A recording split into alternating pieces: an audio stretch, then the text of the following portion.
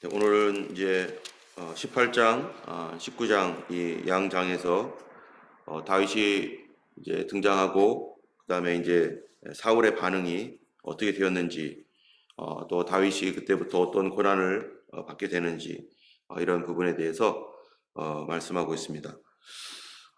다윗은 하나님께로부터 택함을 받아서 기름 부음을 받은 그런 장차 왕이 될 사람입니다. 왕이 될 사람인 이 다윗이 우리가 결과적으로 보면은 결국 왕이 되었고 이스라엘에서 가장 위대하고 지금도 모든 사람들이 존경하고 그리고 메시아의 모습으로서 다윗을 사람들이 칭송하고 좋아합니다.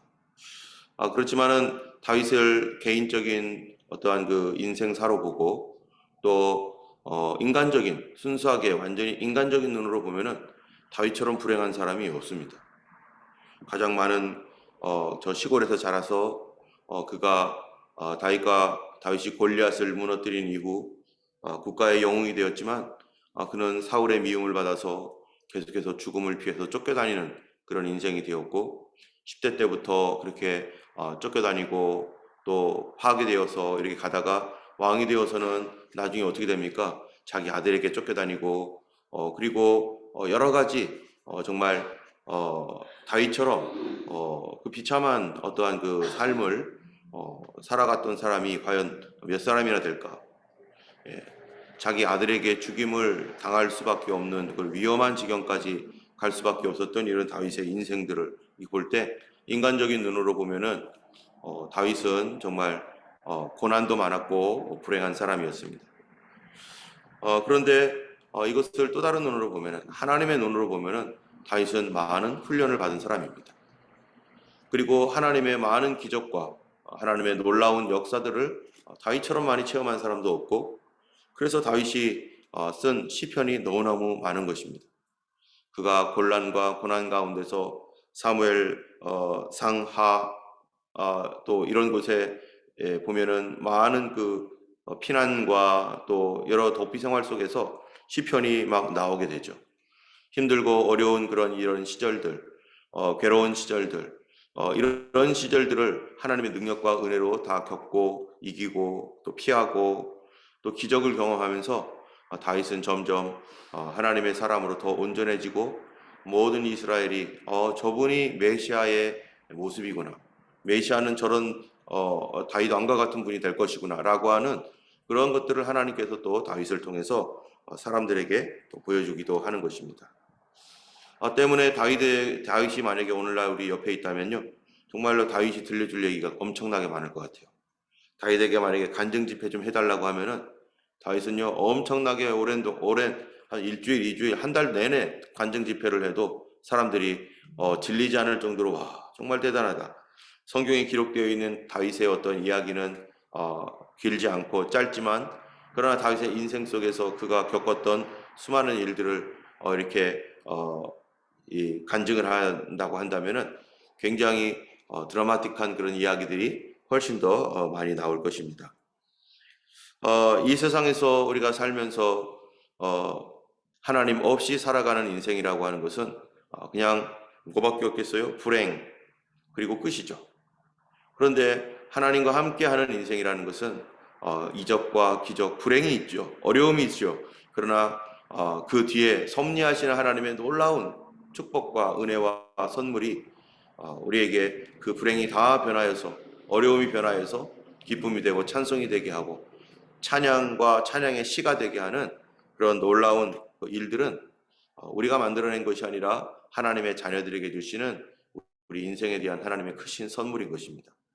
때문에 우리의 올 작년 2021년도 우리가 어떻게 살았는지 뒤돌아볼 때 그 살아왔던 그 삶을 인간적으로 돌아보면은 참 어렵고 힘들었다라고 할 수 있지만 그러나 하나님의 눈으로 주님의 섭리적인 눈으로 우리가 바라볼 때 그래도 기도할 수 있도록 또 그래도 예배할 수 있도록 그래도 우리 주님이 계셔서 우리가 여기까지 왔구나. 2022년도도 우리가 나 혼자 살지 아니하고 주님과 함께 걸어가는 그런 해가 되기를 아마 기도하게 될 것입니다.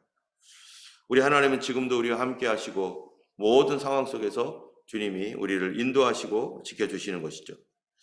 다윗은 이제 골리앗을 무너뜨린 다음에 사울의 눈에 띄어서 민족의 영웅 구원자가 되었습니다. 그랬었을 때 이제 다윗이 사울을 만나고 그 가족들을 만났는데 하나님께서 귀한 친구를 하나 보내주셨는데 그 친구가 바로 다음번 왕이 될 요나단인 것이죠. 차기 왕으로 선정이 되어 앞으로 되어야만 할 그 사람이 요나단인데 요나단이 다윗을 볼 때 하나님께서 그의 친구로 삼게 하시고 큰 감동을 주었습니다. 하나님께서 아마 요나단을 예비하시고 준비하셔서 다윗의 좋은 친구로 하나님께서 예정하셨을 겁니다. 예전에 어떤 그 목사님의 얘기를 들었는데 그 목사님이 어느 집회를 갔더니 하나님께서 그러더라는 거예요. 마음속에 저 사람이 바로 너의 친구가 될 좋은 친구가 될 사람이다 라고 그렇게 말씀을 하셨다는 거예요. 그래서 잘 몰랐는데 나중에 정말로 그 좋은 믿음의 친구로서 이렇게 그 사역을 하는데 아주 굉장히 많은 도움이 되고 또 서로 돕는 그런 친구가 되었습니다.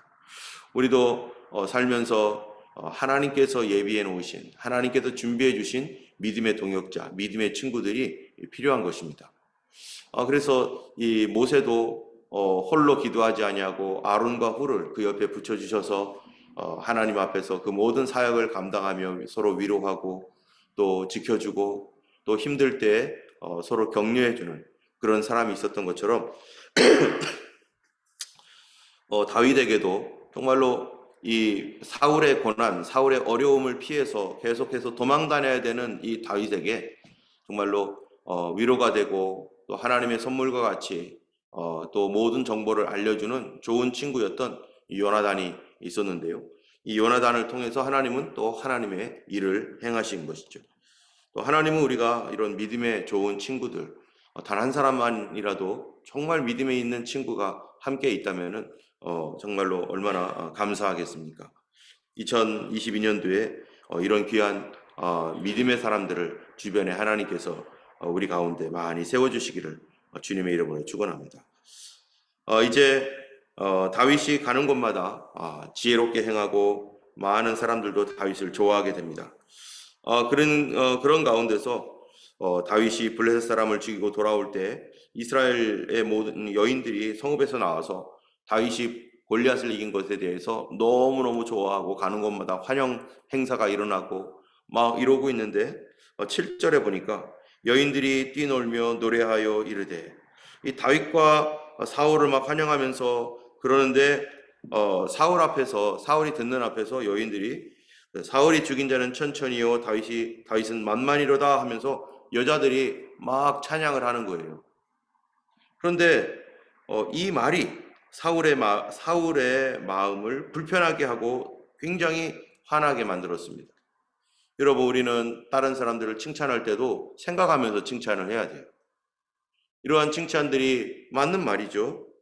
사울이 죽인 자는 천천히요 다윗은 만만이로다. 사울이 그 당시에 아무것도 못해가지고 덜덜덜 떨고 있었을 때 정말 다윗이 골리앗을 이겼던 놀라운 일들을 이것은 정말로 온 민족을 구원한 큰 영웅이고 큰 일입니다. 그러나 사울은 나하스의 그 어려운 때에도 사울이 또 이겼던 그 일은 또 사울에게서도 굉장히 큰 일이기도 하죠. 여인들은 그 당시에 자기들은 좋아서 사울은 천천히요 다윗은 만만이다라고 했지만 이러한 그 칭찬이라 하는 말도 때와 장소를 가려서 칭찬을 해야지 어떤 칭찬이라고 해가지고 때와 장소를 가리지 않고 그냥 느끼는 대로 막 이렇게 말하게 되면요 오히려 그것이 다른 사람들을 어렵게 만들고 어떤 사람들은 그 마음을 불편하게 만드는 경우가 얼마든지 있습니다. 만일 이 사람들이 이런 말을 하지 않았다면 물론 사울이 다른 방식으로 했겠지만은 이 말이 그 사람의 마음에 불쾌하게 만들고 그로 말미암아 그때부터 사단이 그를 장악하기 시작을 합니다. 그래서 성경에서요 우리 혀의 권세가 혀는 어디 불이래요? 지옥에서 나는 불이다 할 정도로 우리가 말하는 거에 있어서 너무너무 조심해야 됩니다. 우리에게 있어서 칭찬도 지혜롭게 해야 되고 또 꾸중도 지혜롭게 해야 되고 하나님 앞에 묻고 얘기해야 될 것들이 많이 있습니다. 그러므로 이제 이 말이 사울의 마음을 불쾌하게 만들고 그러면서 사울이 속에서 다윗을 주목하게 되었습니다. 그런데 그거를 가지고 사울은요 밤새도록 고민을 했던 것 같아요. 이 사단의 병기 중에, 사단의 무기 중에 뭐가 있습니까? 불화살이 있죠. 불화살. 우리가 에베소서 6장에 보면은 이 마귀의 모든 화전을 소멸하고 하는 말씀이 있는데, 그 마귀의 모든 화전을 소멸하기 위해서 믿음의 방패를 가지라. 믿음의 방패로 사단의 화전, 불로 쏘는 화살, 이것을 막기 위해서 믿음의 방패를 가지라, 이렇게 말씀하고 있는데, 이 사단이 쏘는 말, 이 불화살이라는 거는 것이 우리 입에서 나가는 말인데, 이런 그 불화살과 같은 불처럼 들어오는 생각들, 화살처럼 꽂히는 그러한 그 생각이나 말들, 이런 말들을 즉시로 빼지 않으면은 우리 영원토록 타는 사단의 지옥불이 되는 것인데, 바로 이 사울은요 그 말들을 삼켜버렸습니다. 그러므로 말미암아 어떤 일이 생겼는가? 그 이튿날 10절에 그 이튿날 하나님께서 부리시는 악령이 사울에게 힘있게 내리매. 여기서 보면은 하나님이 부리시는 악령이라고 하는 것이요 오늘 오늘 본문에 두 번이나 나옵니다. 18장 10절에 나오고 19장 9절에도 나옵니다. 사울이 손에 단창을 가지고 그의 집에 앉았을 때 여호와께서 부리시는 악령이, 여러분 하나님께서 악한 영을 사울에게 보내신 걸까요? 그렇지 않습니다. 여기서 보면은 하나님께서 부리시는 악령이다라고 말할 때 이건 우리 욥기를 보면 알 수 있어요. 욥기는요 정말로 이 욥이라고 하는 사람이 의로운 사람이었는데 엄청난 고난과 어려움을 겪습니다. 이런 고난과 어려움 속에서 그 뒤에 누가 있었습니까? 사단이 있었어요. 사단이 있었지만 욥을 사단이 어떻게 하려고 합니까? 죽이고 무너뜨리고 완전히 깨뜨려서 절망하여서 일어날 수 없는 존재가 되게 하려고 욥을 어찌하든지 무너뜨리려고 애를 씁니다. 그런데 하나님께서 욥에게 할 수 있는 데까지의 범위를 정해줬어요. 그래서 욥에게 대하여 여기까지만 하고 그 이상은 건들지 말아라. 하나님께서 그를 통제하고 계시고 사단이 아무리 뛰노라도 어느 이상 선을 넘어가지 않도록 하나님께서 보호해 주시고 계시는 거죠. 그래서 시험 당할 때 피할 길을 하나님께서 마련하신다라고 하는 말씀도 있고, 우리 하나님께서 이 모든 이 악한 것들도 자기 멋대로 움직이고 막 그러는 게 아니라 하나님의 일정한 통제 아래서 사단이 움직일 수 있는 범위가 있지 자기 멋대로 마음대로 움직이지 못하고 있는 것입니다. 때문에 이 여호와께서 하나님께서 부리시는 악령이라고 하는 것은 말 그대로 악한 영이에요. 악한 영인데 그가 하나님의 통제 아래에 있는 것이고, 그리고 자기 멋대로 할 수 없는, 그래서 사울에게 그가 힘있게 내리긴 했지만 그러나 하나님께서 컨트롤할 수 있다, 컨트롤하고 계신다라고 하는 의미를 여기서 가지고 있는 것입니다. 그래서 10절에 그 악한 영이 사울에게 힘있게 내리니까 사울이 어떻게 돼요? 정신이 없어집니다. 그리고 사울이 뭐를 하냐면은 사람을 죽이고자 하는 미움이 극심하게 되죠. 여러분 사단이 악한 영이 역사를 하면은 그 특징이 뭡니까? 굉장히 변덕스러워져요. 첫 번째로는. 그리고 감정의 기복이 엄청나게 심합니다. 그래서 좋았다가 갑자기 떨어지다가 마치 조울증처럼 굉장히 막 하면서 좋았다가 갑자기 우울해지고, 또 하나는 속에서 막 미움이 부글부글 끓죠. 누구의 성품입니까? 바로 마귀의 성품입니다. 그래서 미움이 막 부글부글 끓으면서 막 그냥 죽일 듯이 막 그냥 미워졌다가 갑자기 또 잠잠해지고, 이 미우면 계속 미워져. 인간적인 미움이라고 하는 것은 어떤 걸로 이렇게 쭉 이렇게 가는데, 이거는 내가 가지고 있는 게 아니라 악한 영이 주는 거니까 막 부글부글 끓다가 갑자기 또 잠잠해졌다가 부글부글 끓고 잠잠해지고 굉장히 요동이 많고 변덕스럽습니다. 여기도 보면은 사울이 다윗을 죽이려고 창을 들어가지고 그 순간에 창을 들어서 다윗을 죽이려고 던졌습니다. 피했죠. 그랬으면은 이런 것이 계속 가야 되는 거예요. 근데 조금 있다가 어떻게 됩니까? 언제 그랬냐는 듯이 이 다윗에 대하여서 같이 밥 먹어요. 그리고 내 딸을 주겠다 또 이래요. 그러다가 또 갑자기 또 이 19장에 보면은 19장 10절에 사울이 단창으로 다윗을 벽에 박으려 하였으나 또 던지는 거예요. 그러다가 또 내가 잘못했다라고 하고 또 잠잠해지고 또 이 자기 딸을 주겠다, 메랍이라고 하는 첫 번째 딸을 주겠다라고 말을 합니다. 그러다가 얼마 후에 어떻게 됩니까? 메랍을 다른 데 시집 보내요. 그리고 그러면 미갈을 해라. 미갈하고 결혼해. 미갈이 너를 좋아한다니까. 지금 이 결혼이라는 것이 이렇게 쉽습니까? 한 사람의 인생 자기 딸인데, 그래도 좋은 남편 만나게 해야 되는데 다윗과 결혼시키겠다고 했다가 갑자기 저쪽으로 바꾸고 또 사람을 미워하고 막 그러다가 갑자기 또 괜찮다고 하고. 여러분, 악한 영은요 굉장히 변덕스럽습니다. 그렇기 때문에 우리가 이 사단이 하는 그러한 그 특징을 잘 보셔야 됩니다. 내 마음이 계속 변덕이 심하다.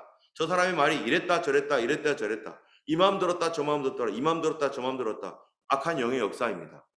근데 그 말 따라서 우리가 따라가면은 반드시 잘못 가게 되어 있어요. 사람들도 그렇죠. 변덕이 심한 사람이 있습니다. 그 사람에게 악한 영이 역사하는 것이 아닐지라도 변덕이 죽을 듯한다라고 하는 것처럼 엄청나게 심한 사람이 있어요. 그 사람의 기본적인 그러한 그 성품이 잘못된 거죠. 우리가 예수님을 닮아야 되는데 누구를 닮은 거예요? 이 사단을 닮아가는 거예요. 사단을. 그러니까 자기가 한 말도 잊어버리고 변덕을 죽을 듯하고 이 말했다 저 말했다. 지금 대선 후보들, 한국에 있는 어떤 대선 후보는요 얼마나 변덕스럽습니까? 거짓말을 해도 뻔뻔스럽게 하고, 그리고 안 그랬다고 하고 기억 안 난다고 하고 뭐 이런 일들이 막 그 사람의 성품이 뭔지를 우리가 뻔히 알게 되는 거예요. 이 사람들과의 사귈 때도 변덕이 죽을 듯해서 이랬다 저랬다 하는 사람들은요 조심하셔야 되고, 이 사람들은 정말 그 말을 믿을 수가 없는 거죠. 어쨌든 이러한 일로 인해서 사울은 다윗을 죽이려고 그렇게 애를 쓰고 있습니다.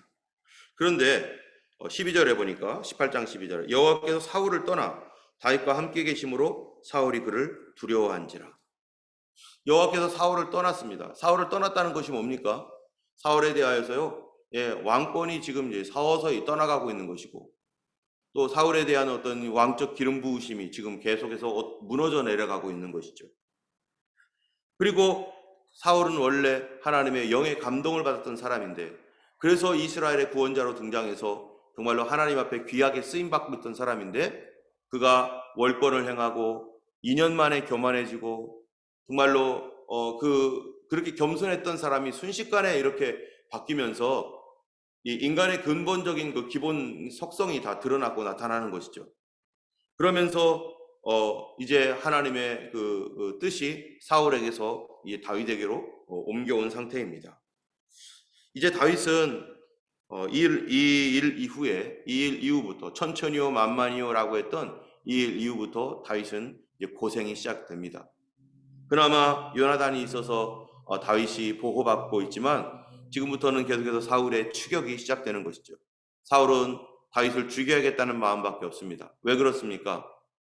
그가 왕이 될 수 있다라는 생각 때문이죠.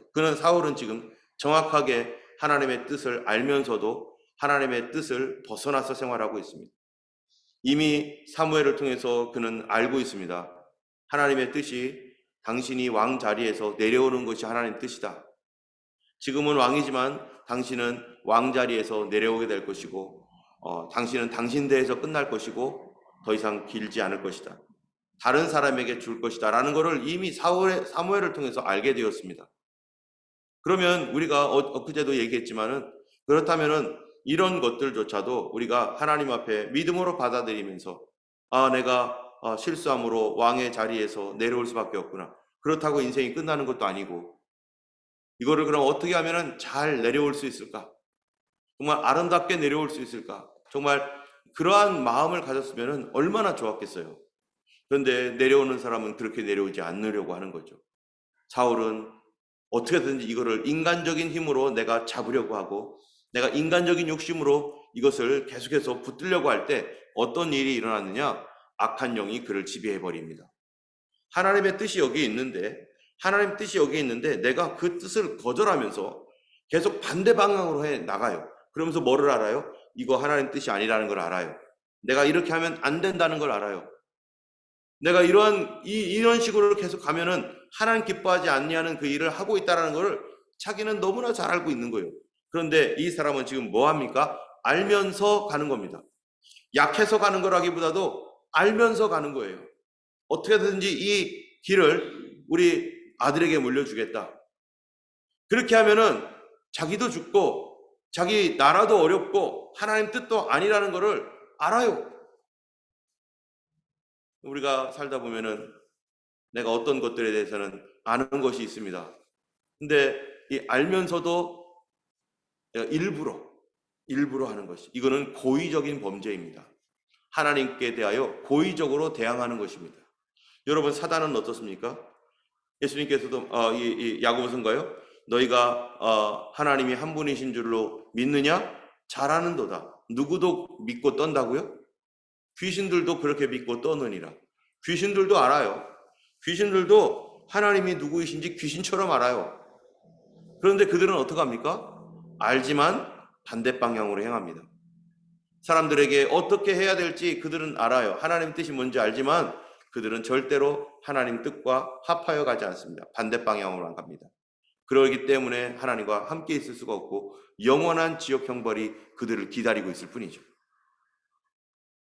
마찬가지로 사단에게 딱 마음이 잡혀버린 사람, 악한 영이 주관하게 되면은 그 사람도 하나님의 뜻을 알지만 반대 방향으로 합니다. 어떤 사람은 사울이 구원받았을 것이다 이렇게 말하지만요, 이런 모습들을 볼 때는 그가 일부러 이렇게 가는 것들을 볼 때 그는 과연 구원받았을까? 구원받지 못한 사람일 가능성이 더욱 높아지는 거죠. 여러분, 사단 마귀는요, 왜 구원받지 못합니까? 사단 마귀는 다시는 돌아올 수 없습니다. 왜냐하면 모든 것을 알고도 일부러 그랬기 때문에. 모든 것을 알고도 그렇게 갔어요. 알고서도.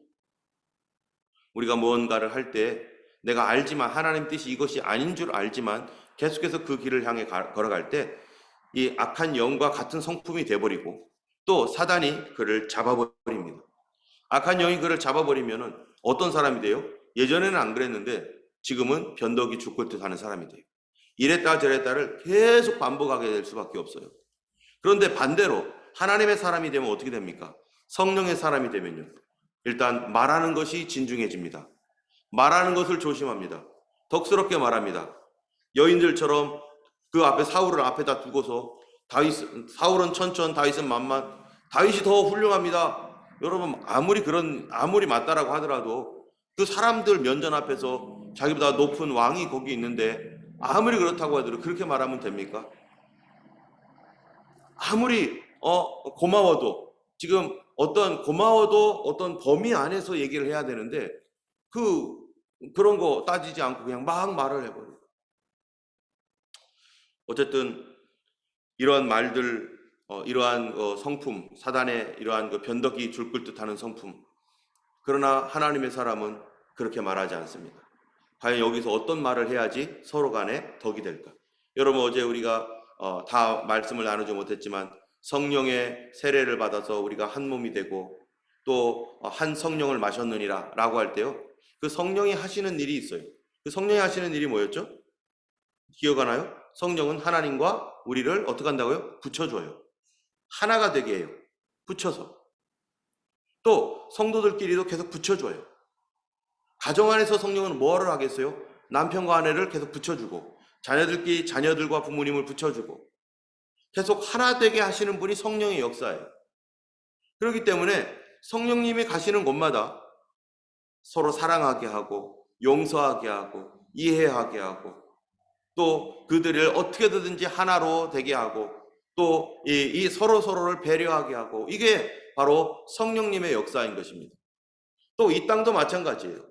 여러분, 이 땅에 있는 여러 나라들과 하나님을 믿지 아니하는 이 세계 가운데서도 사람들 속에 그래도 뭔가 서로 의롭고 선한 일에 하나 되게 하는 것, 하나님이 없지만 그 사회적인 어떤 현상 속에서 누가 일하고 계시는 겁니까?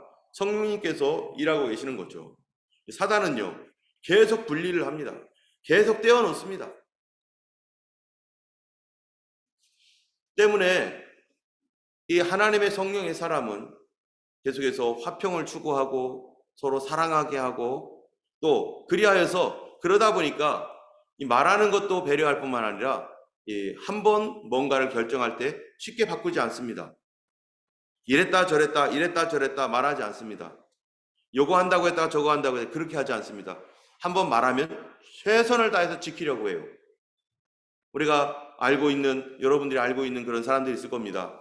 이 사람은 말 한 번 하면은 끝까지 지키려고 그래. 자기가 무슨 일이 있어도 그 얘기는 그 말한 거에 대해서는 틀림없이 지키려고 하는 사람이야. 이 사람 믿으면은 변함없어. 그런 사람이 있을 거예요. 예수님 믿는 사람 중에서도 한 번 말한 거에 대해서 그렇게 하려고 하는 사람들 많습니다. 예, 그것이 바로 성령의 사람이죠. 그것이 하나님의 성품이죠. 왜요? 하나님은 한 번 말하시고 변해요, 안 변해요? 안 변하시는 거거든요. 그럼 말할 때 어떻게 말합니까? 생각하고 말합니다. 호세에서에 보면은 하나님께서 깊이 생각하노라. 내가 내 백성들을 징계할 때마다 깊이 생각한다고 말하고 있습니다. 때문에 내가 정말로 지킬 수 있는가, 지킬 수 없는가 곰곰이 생각한 다음에 내가 지킬 수 있다라고 하면 그때 말할 겁니다. 내가 이렇게 하겠다고, 내가 이렇게 해드리겠다고. 그러면은 그걸 자기가 말했으면 중간에 상황이 바뀌더라도 내가 어찌하든지 이거를 하기 위해서 애를 쓰고 최선을 다하는, 그게 신실한 사람이고 그게 충성된 사람이죠. 그런데 내 사정에 따라서 이 말했다 저 말했다 이 말했다 계속 바뀌는 사람은 절대 믿으면 안 됩니다. 그리고 그 사람과 가까이 하고 살면은 어떻게 되겠어요? 계속 이용만 당할 수밖에 없는 것이죠.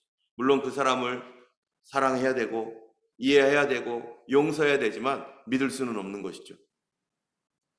이 하나님께서 다윗에게 그런 훈련을 지금부터 시키는 거예요. 사울을 통해서 사울의 추격을 피해서 계속 달아나면서 고난 속에서 다윗이 사람으로 다져지는데 그냥 사람이 아니라 어떤 사람이에요? 이스라엘의 왕으로서, 제대로 된 왕으로서 그의 성품이 이제 훈련되어지고 다져집니다. 여러분, 훈련되어야만, 다져져야만 그 일을 수행할 수 있습니다. 아무리 대단한 스킬을 가지고 있어도 훈련되어 있지 않으면 안 돼요. 어떤 훈련이요? 성품 훈련, 영성 훈련. 사울은 어땠습니까? 그 사람들이 막 요구했습니다. 우리에게 왕을 달라, 왕을 달라. 막 당장 달라는 거였어요, 사람들이요. 그러니까 하나님께서 그래도 그들 중에서 그들이 그럴 줄 알고 있었죠. 하나님의 역사하시는 방법에 있어서는 우리가 아는 방법과 우리가 모르는 방법이 있어요. 그런데 이 사람들이 요구해가지고 하나님이 들어주신 왕이에요. 그래서 그래도 하나님이 그 중에서 겸손한 자를 뽑았어요. 그래서 하나님께서 주셨어요.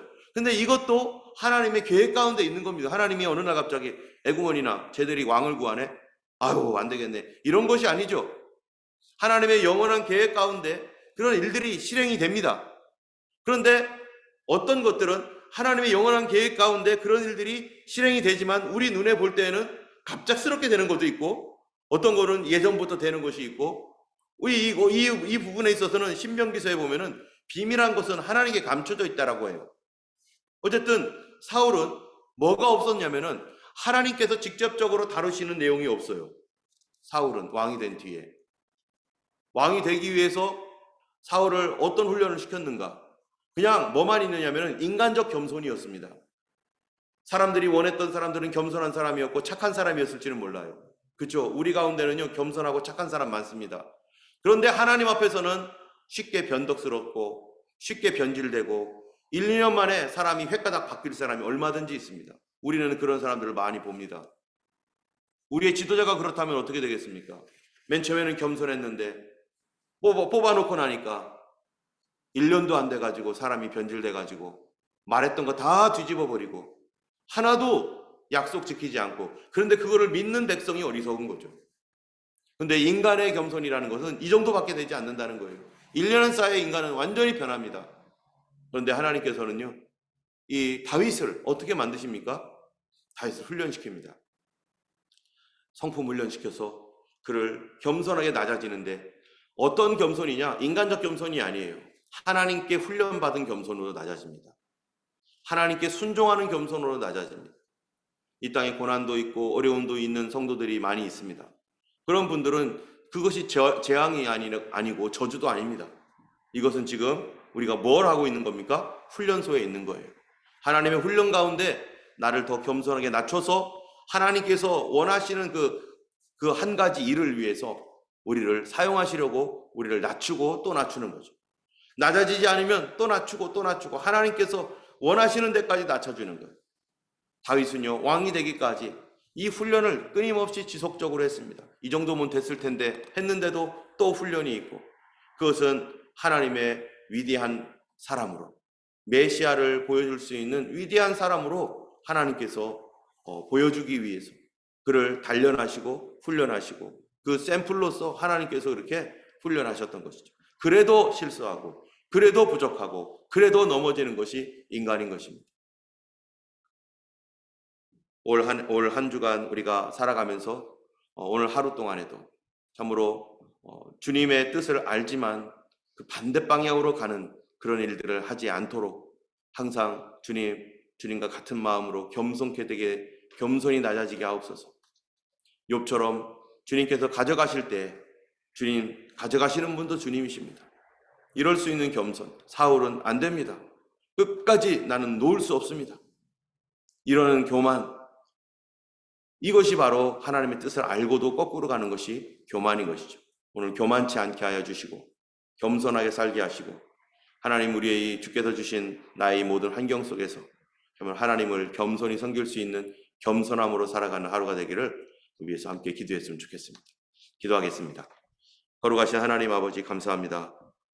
오늘도 새 날을 주셨습니다.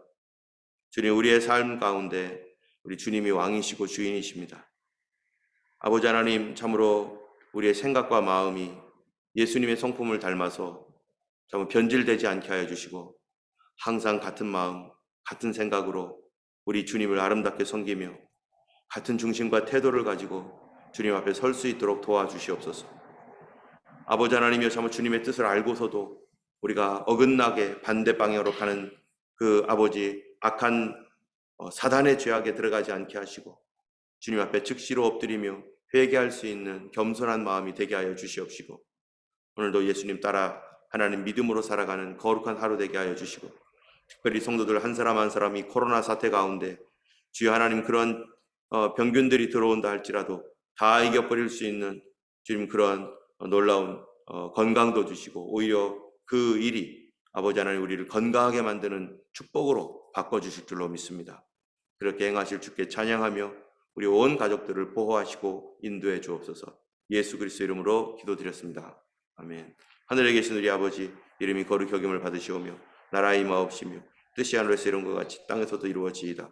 오늘날 우리에게 일용할 양식을 주옵시고, 우리가 우리에게 죄 지은 자를 사하여 준 것 같이 우리 죄를 사하여 주옵시고, 우리를 시험에 들게 하지 마옵시고 다만 악에서 구하옵소서. 그 나라와 권세와 영광이 아버지께 영원히 있사옵나이다. 아멘. 오늘도 귀한 승리하시는 하루 되기를 예수님 이름으로 축원합니다. 기도하겠습니다.